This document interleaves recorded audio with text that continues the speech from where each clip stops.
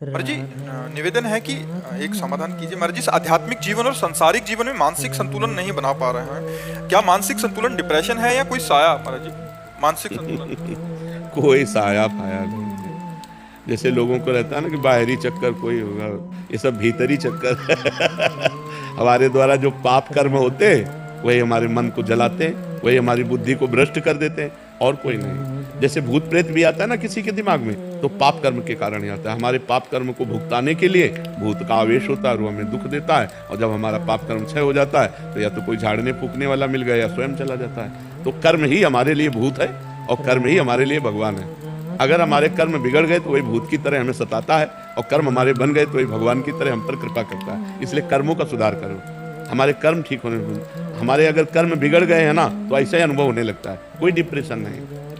पहले स्वीकृति करो, नहीं तो अगर किसी आदमी को 20 बार 20 लोगों को तैयार कर लो अलग अलग, और उसको यार तुम डिप्रेशन में पहुंच गए क्या? नहीं तो नहीं, हमें तो लग रहा है तुम डिप्रेशन में हो, और चला जाए। फिर दूसरा आवे, यार तुम डिप्रेशन में पहुंच गए क्या? और 20 का अगर वो अस्पताल ना पहुंच जाए तो हमसे बात कर लो। वो अस्पताल जाएगा और चेक करवाएगा कि मैं डिप्रेशन में हूं क्या, क्योंकि 20 लोगों ने कहा है। तो हम पहले कह रहे कि ये स्वीकृति करो कि मैं डिप्रेशन में नहीं हूं, ये स्वीकृति करो कि मेरे ऊपर भूत प्रेत का कोई साया नहीं, स्वीकृति से ही फंस गए हो, मेरे ऊपर भगवान की बड़ी कृपा है। और नाम जप करो, गंदे आचरण मत करो। आज हमारी समाज गंदे आचरणों को पाप मान ही नहीं रही है। बहुत जोर से ये व्यभिचार फैल रहा है।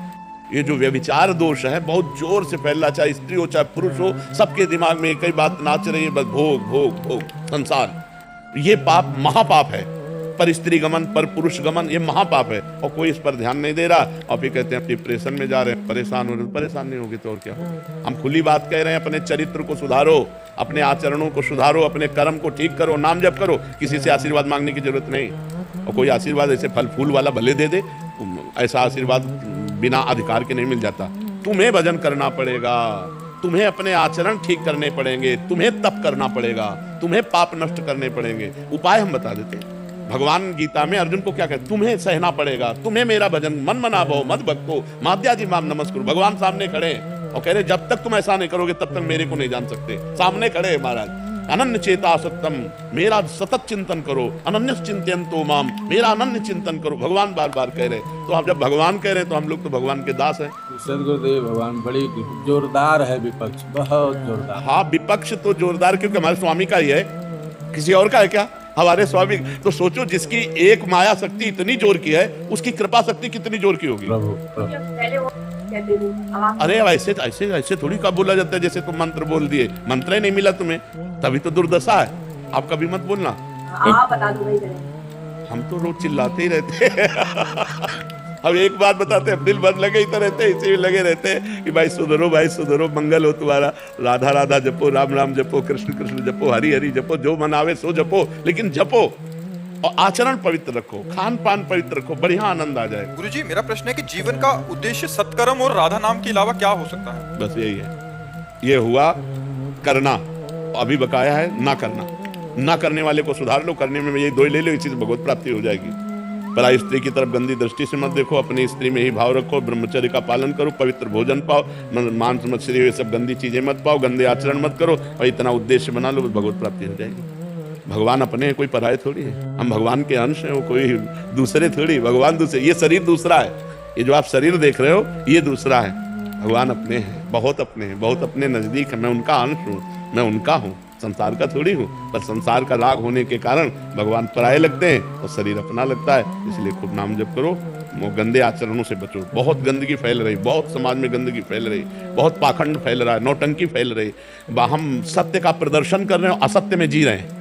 सत्य का प्रवचन कर रहे हो, असत्य आचरण कर रहे हैं। अपने मतलब ऐसी स्थितियां बदलती चली जा रही हैं कि सत्य का रोल कर रहे हैं और असत्य में फंसे हुए हैं। इसलिए आचरण सुधारो। सबसे पहली हमारी बात है आचरण सुधारो, और नाम जप करो तो तुम्हारा मंगल हो जाए।